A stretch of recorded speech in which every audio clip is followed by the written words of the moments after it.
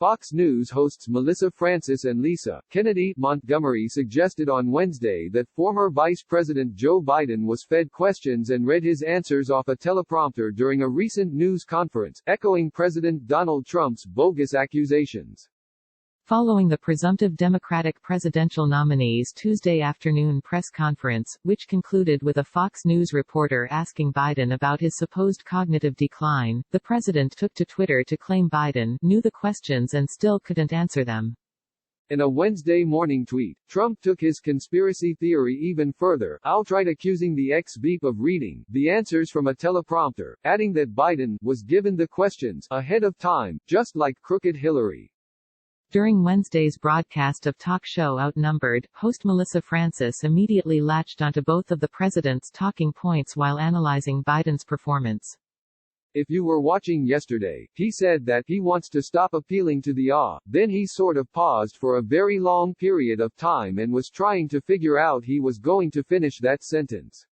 Then he said, the less healthy side of society, she noted. He also said, who was I supposed to call on next?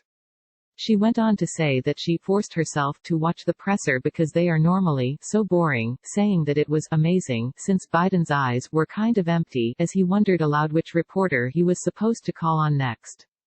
Did he have the questions ahead of time and had an order of people? Francis continued, driving home her point by insisting there were no questions asked about Michael Flynn, Seattle's CHOP zone, or defunding the police. Kennedy, meanwhile, piggybacked on Francis's comments, saying, it didn't seem to be the case that the press was going to be tough as nails with Biden before pointing to the presence of a teleprompter at the presser. Why did he have a teleprompter at a news conference? Exclaimed Kennedy, who last year kicked off Fox's public speculation about Biden's failing mental health. Was he getting notes the whole time? Prior to Biden taking questions from reporters, the presidential candidate delivered a prepared speech on the ongoing coronavirus pandemic and the Trump administration's response to it, explaining the teleprompter's presence. Furthermore, as Politico reported, video evidence showed that the teleprompters didn't appear to be running during his question and answer session with reporters. Several reporters also confirmed to the Daily Beast on Tuesday night that the campaign did not pre-screen any of their questions. A Biden advisor also called the claim laughable. In addition to a Fox reporter pressing him on his mental acuity, Biden was also asked multiple times about the ongoing cultural battle over statues and monuments honoring historic figures with racist or slave-owning pasts. And while Kennedy and Francis pushed the narrative that Biden received his questions in advance, Fox's resident media critic Howard Kurtz knocked down that exact claim on Twitter. Sorry to disappoint you, but I've seen every president go through a list of reporters selected to call on, he wrote, in response to one user who accused Biden of getting pre-planned questions. That doesn't mean Biden had any idea what they were going to ask, although some of the questions were predictable. Taliban veterans like to laugh about the first time, according to their lore, that the Russians dumped a lot of American dollars on them. During the Taliban campaign to take over all of Afghanistan in 1995, they actually had a few fighter planes, and they used one to force a Russian cargo plane, a huge Ilyushin Il-76TD flying for a company called Airston, to land in Kandahar. The Taliban held the Russian crew members prisoner for a year until, one day, they supposedly escaped and managed to take the plane with them. How many millions of dollars that took to arrange, the Taliban have never said, but after the long, bloody decade of the 1980s throwing off Soviet occupation, squeezing the Russians for money like that remains a source of amusement. Mullah Manan Niazi, who was the spokesman for Taliban leader Mullah Omar in those days, brought up the incident when the Daily Beast asked him about reports that the Russians have offered, and perhaps paid, bounties to Taliban who kill American soldiers. The Russians paying US dollars, it's not odd for the Taliban, he said, his voice fraught with irony over the encrypted phone call as he recalled the Airston incident. As for the current situation, the Taliban have been paid by Russian intelligence for attacks on U.S. forces, and on ISIS forces, in Afghanistan from 2014 up to the present. In the world of intelligence gathering, such a statement from such a figure would be worth noting, and just the kind of thing that could lead to what the Trump White House has called inconclusive reporting the Russian offer of bounties to kill Americans. Mullah Mana Niazi was a very senior figure in the Taliban when they were in power, and also when they were driven into exile and underground after 2001. But since the death of Mullah Omar was made public in 2015, he has been a dissident and liable to be killed by the current Taliban leadership if it catches up with him. They have accused him of collaborating with the CIA and the Afghan government's intelligence service, the National Directorate of Security (NDS), which he denies. So, Niazi speaks as someone who knows the organization and its top people very well, but who also has an agenda very different from theirs, with his own reasons for confirming the bounty story, and he does not offer further specifics on that. But he does offer details about what he says are the long-standing ties between the Taliban and the Russians as well as the Iranians, and U.S. officials have been tracking those developments. A U.S. intelligence report about Russian assistance to the Taliban has circulated on Capitol Hill and throughout the national security apparatus over the last several days. According to 3 individuals who have read or who are familiar with the report, the assessment is long and covers the span of several years, focusing generally on how Russia provides support, including financial assistance, to the Taliban. The report also touches on the Russian bounties first reported by the New York Times, though those who read the report say that data point is circumstantial and that the investigation is ongoing. 2 individuals who spoke to the Daily Beast, though, said it is clear from the report that there's an increased risk for U.S. troops in Afghanistan because of Russia's behavior.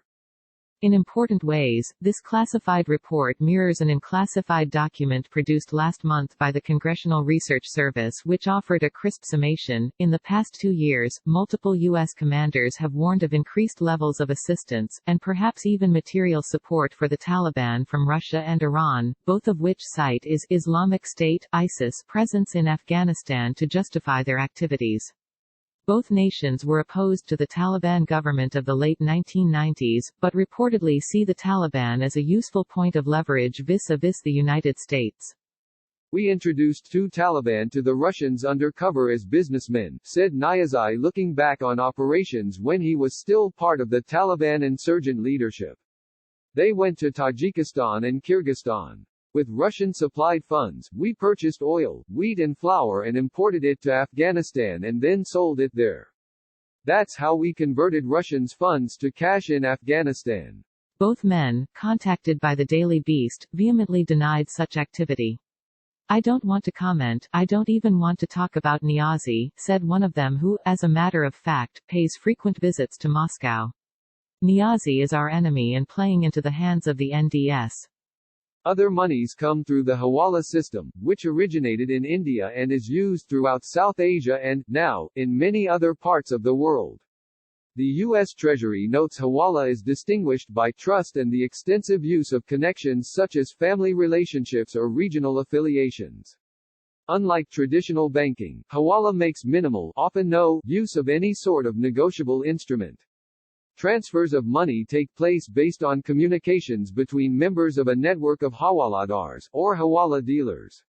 A senior Afghan security officer told the Daily Beast that he is not aware of any Russians smuggling money, but noted that the International Financial Action Task Force combating support for terrorism recently put pressure on the Afghan government to take practical action against suspect Hawala dealers, so the Afghan security forces raided some of the money changers.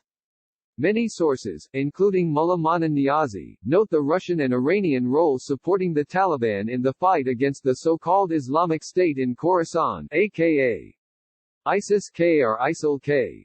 Early on in the Trump administration, General John Nicholson, then the commander of NATO's Resolute Support Mission in Afghanistan, warned Congress that Russia has become more assertive over the past year in Afghanistan and was overtly lending legitimacy to the Taliban to undermine NATO efforts and bolster belligerence using the false narrative that only the Taliban are fighting ISIL-K. Russia reportedly complemented its public rhetorical support for the Taliban with a covert supply program.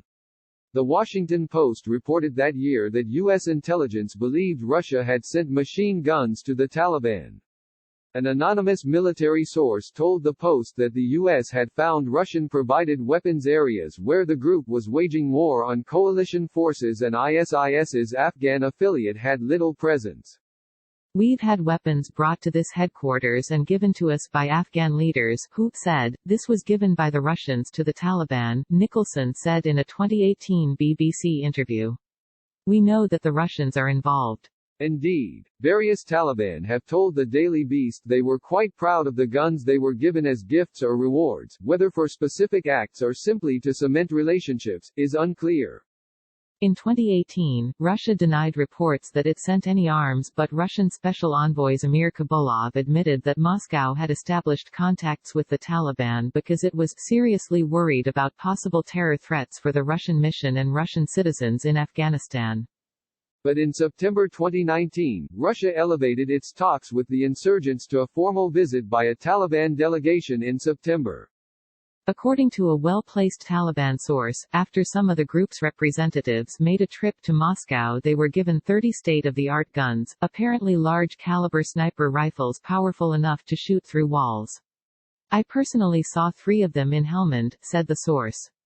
"They were still full of grease, which is to say brand new out of the box."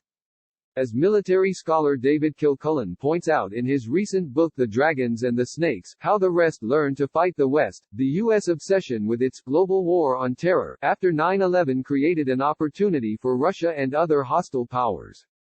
They were exploiting our exclusive focus on terrorism, seeking to fill the geopolitical, economic, and security vacuum we had left as we became bogged down in the wars of occupation in Iraq and Afghanistan.